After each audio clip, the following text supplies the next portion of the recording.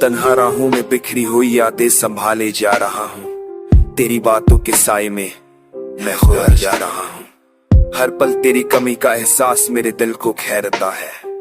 मेरी तन्हाई में तो एक दर्द सा बसता है। आंसुओं की रवानी ने दिल की जमीन को भिगाया है, पर यह जख्म ये दर्द कभी कम नहीं हुआ है। वो लम्हे जो तेरे साथ बीते थे याद आते हैं।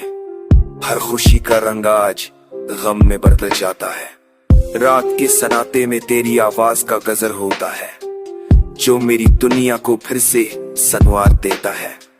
मगर तो नहीं कहीं दूर है और मैं अधूरा हूँ। तेरी जुदाई ने मुझको बर्बाद कर दिया है। दिल के हर गूशे में तेरी यादों का दीप जला रखा है। मैंने तेरी वापसी की हर रात दुआ की है। मेरी जिंदगी का रंग तेरे बगैर मांद पर गया है। जैसे बाहर आई हो मगर फूल खिले ना हो।